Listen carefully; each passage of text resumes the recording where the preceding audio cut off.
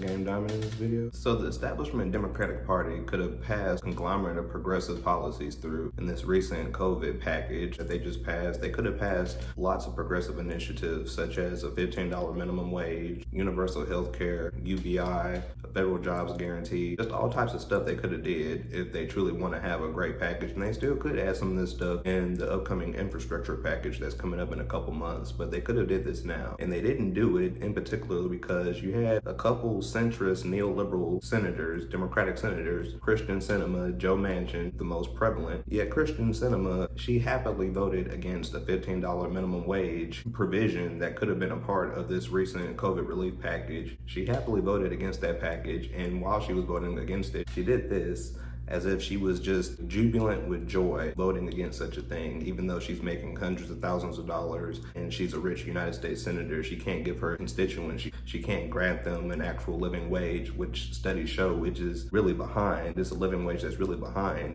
Tied to inflation, the minimum wage should really be in the $20 range, but that's just a standard living wage starting point, $15, and she happily voted against that for her constituents.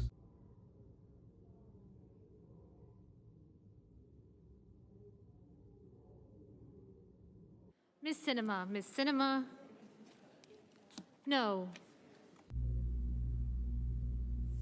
She happily voted against it. This is what the deep state Democratic establishment Democratic Party does. This is what they do. They try to position themselves as progressives, but they're really just centrist, like I said, elitist Democrats that listen to their Democratic donors, people who are the plutocracy of the party, people who are giving money to the Democratic Party. These people often have a system in play, a system in mind. It is the deep state establishment Democratic system that keeps business as usual politics going in terms of a plethora of financial endeavors for these donors that are within our system, the military-industrial complex being the most prevalent. Having things like this going for them to make money that way and to make money in the long run through our tax system as well, giving them lots of loopholes to take advantage of our tax system and to actually cut their taxes themselves. So this is what they do. They seek candidates such as Kyrsten Sinema, such as your Joe Manchins. They get these type of candidates and they use them to fight for the America that they want.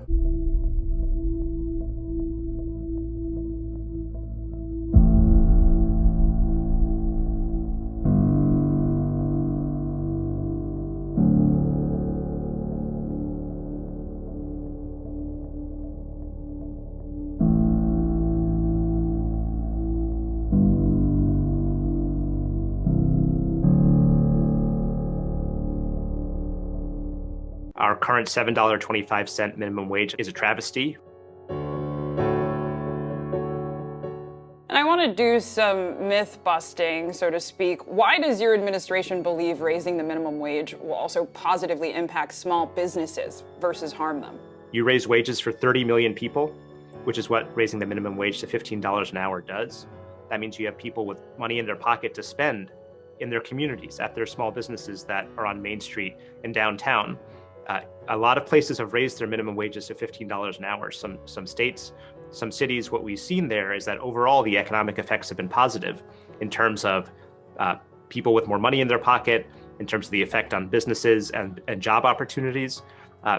More money to spend is going to be good for the economy, and we're confident that the $15 minimum wage is not only the right thing to do morally, it's also the right thing to do economically.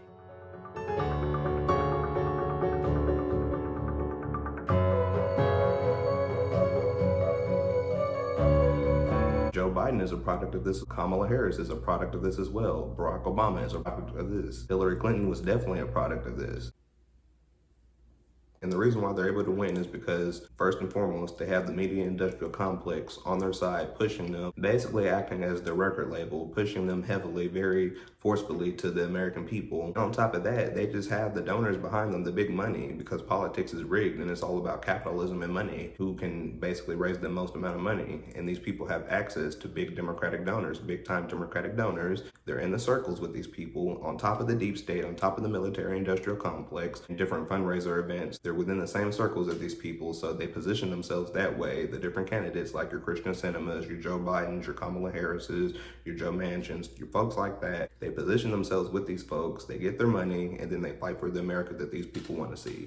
That's how politics has been working. And then when you have progressive crusaders come through like a Mike Gravel, a U.S. Senator from the state of Alaska, he challenged the deep state Democrats to their face. He challenged Barack, he challenged Hillary, he challenged Joe Biden in a debate years ago back in '08, calling them out in terms of the military-industrial complex and their donors and just the things they're doing in terms of corruption just altogether completely. And when he's calling them out, they're basically laughing at him. They're just basically thinking he's a fool. They're trying to shun him away, basically, and act like he doesn't know what he's talking about. But he was the only progressive at that time during the '08 era trying to fight for the American people.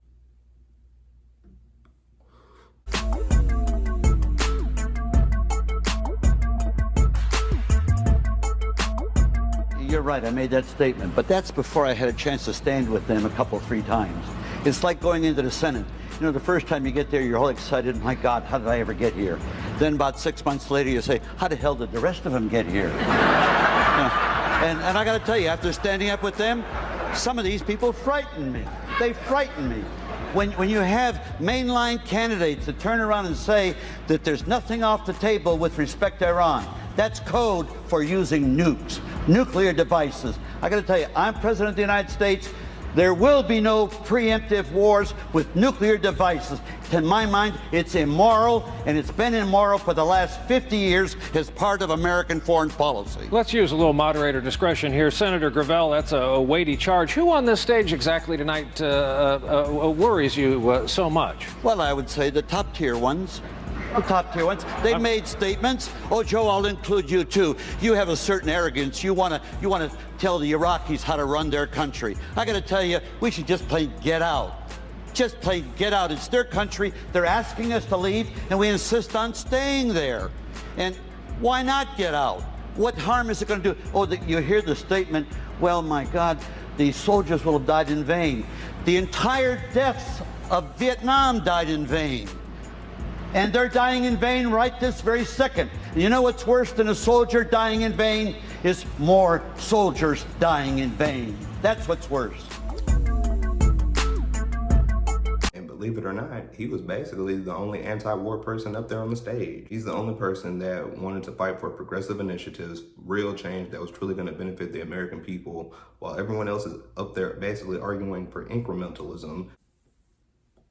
So this is what they do time and time again, duping voters, making them think that they're progressives when they're actually just centrist, neoliberal establishment Democrats that have Democratic donors that they bend their knees in answer to, and they ultimately just follow the guidance of the deep state that's already cemented in our government, relying on their information and intel, and basically voting in that matter to produce the outcome that the Democratic voters want to see, the plutocracy, basically, along with the military-industrial complex and the deep state, because they all cohesively work together hand in hand. So they laughed in Mike Gravel's face, a progressive that has been challenging the deep state elitist Democratic Party for decades. He had been challenging them. They're laughing in his face. And Joe Biden, a person that was a part of that debate, is a product of the deep state establishment Democratic Party.